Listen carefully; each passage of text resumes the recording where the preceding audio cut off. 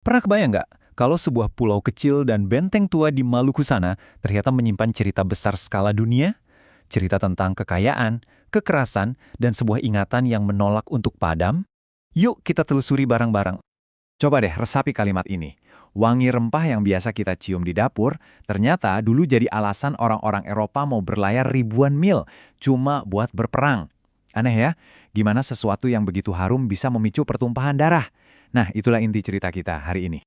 Nah, ini dia bentengnya. Kalau dilihat sekarang, benteng Durstedi ini kelihatannya indah banget ya. Tempat yang pas buat foto-foto dengan latar laut biru. Kelihatannya damai, tenang. Tapi jangan salah, penampilannya bisa menipu. Jadi, apa sih yang sebenarnya disembunyikan sama dinding-dinding batu ini? Jawabannya, iya, mereka adalah saksi bisu. Saksi bisu bagaimana sebuah surga tropis yang kaya rempah perlahan-lahan berubah jadi panggung pertumpahan darah. Oke, sebelum kita bongkar lebih jauh soal bentengnya, kita harus mundur dulu. Flashback sedikit ya. Kita perlu ngerti dulu kenapa sih pulau sekecil Saparua ini tiba-tiba jadi rebutan negara-negara adidaya zaman itu. Jadi gini, kita harus lurusin dulu ya. Pala dan cengkeh waktu itu bukan cuma buat bumbu masak, sama sekali bukan. Ini tuh ibaratnya minyak bumi atau emasnya zaman sekarang. Serius, harganya selangit karena bisa jadi pengawet makanan, obat sampai simbol status orang kaya. Jadi siapapun yang menguasai sumbernya, ya dialah yang menguasai ekonomi dunia. Nah, disinilah semuanya mulai berubah. Awalnya mungkin niatnya dagang baik-baik, tapi lama-lama mereka nggak cuma mau beli, mereka mau memiliki semuanya. VOC dari Belanda terutama, nggak datang buat jadi teman dagang, mereka datang buat jadi bos. Titik. Oke, sekarang kita balik lagi ke Benteng Durstede. Dan ini yang harus kita ingat. Benteng ini bukan dibangun untuk melindungi warga Saparua. Justru sebaliknya, benteng ini dibangun untuk mengontrol mereka, untuk menindas mereka. Ini adalah simbol monopoli yang dipaksakan dengan todongan senjata. Penindasan ini nyata banget. Dari dalam benteng inilah semuanya diatur. Rakyat dipaksa kerja di kebun, gerak-gerik mereka diawasi super ketat. Kalau ada yang berani melawan, hukumannya berat, bahkan sampai eksekusi. Semua perdagangan lokal dikontrol pakai senjata, dan hasil panen kena pajak yang gila-gilaan. Keuntungannya cuma buat VOC. Jadi buat masyarakat Saparua, ya simpel aja, Benteng Durstede itu bukan perisai pelindung. Benteng itu adalah sangkar, sebuah penjara raksasa yang dibangun di atas tanah kelahiran mereka sendiri. Dan penderitaan yang ditumpuk bertahun-tahun, dari kakek ke bapak ke anak, itu nggak akan hilang begitu saja. Rasa sakit itu meresap ke tanah. Buat mereka, pohon cengkeh dan pala bukan lagi sumber berkah, tapi pengingat akan ketidakadilan. Dan amarah itu, ya, amarah itu cuma menunggu waktu untuk meledak.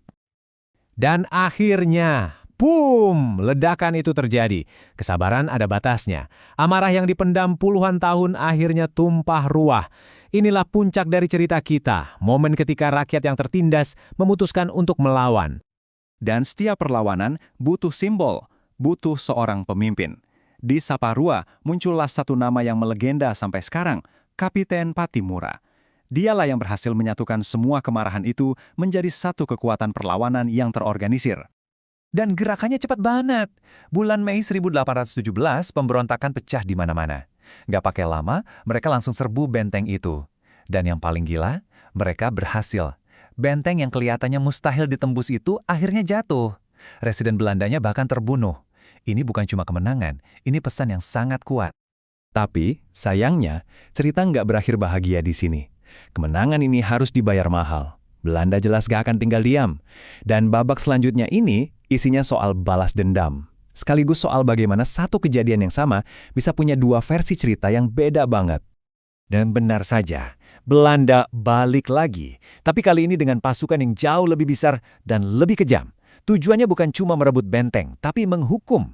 Mereka bakar habis desa-desa, para pemimpin perlawanan, termasuk Patimura, ditangkap lalu dieksekusi. Mereka mau memastikan api perlawanan ini padam selamanya. Nah, ini nih yang menarik. Kalau kita baca catatan resmi Belanda, Benteng Durstede itu fungsinya untuk menjaga ketertiban. Kedengarannya bagus kan? Tapi coba tanya ke masyarakat Maluku turun-temurun. Buat mereka, benteng itu adalah alat teror. Titik. Jadi mana yang benar? Satu benteng yang sama, tapi punya dua cerita yang bertolak belakang. Dan kutipan ini kayaknya menjelaskan semuanya ya. Mungkin sejarah versi resminya ditulis oleh para pemenang, tapi ingatan rasa sakitnya, kebenarannya, itu dijaga oleh mereka yang terluka. Dan ingatan itu jauh lebih sulit untuk dihapus. Terus, apa pelajarannya buat kita sekarang? Apa sih warisan dari Saparua yang masih relevan sampai hari ini? Jadi kalau kita lihat benteng itu sekarang dalam keheningannya, itu bukan hening yang damai. Itu hening yang berat, yang penuh sama gema masa lalu.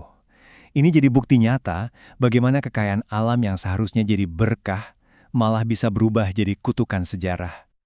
Setidaknya, ada beberapa hal penting yang bisa kita ambil dari kisah ini. Pertama, penjajahan itu bisa berawal dari hal yang kelihatannya biasa, seperti perdagangan. Kedua, punya sumber daya alam melimpah itu nggak jaminan rakyatnya makmur. Dan yang ketiga, ini yang paling penting, ketidakadilan akan selalu melahirkan perlawanan. Cuma soal waktu. Inilah poin terakhirnya. Walaupun pemberontakan fisik itu berhasil dipadamkan dengan kekerasan, Saparua itu nggak pernah benar-benar kalah. Kenapa? Karena mereka terus mengingat. Cerita ini terus diwariskan, dari mulut ke mulut. Dan itu adalah bentuk perlawanan yang nggak bisa dihancurkan oleh senjata apapun. Sebagai penutup, saya mau ninggalin satu pertanyaan buat kamu. Coba deh lihat sekelilingmu, bangunan tua, tugu, atau bahkan nama jalan di kotamu. Pernah nggak kepikiran sejarah apa yang mereka simpan? Dan cerita siapa saja yang mungkin selama ini kita lewatkan?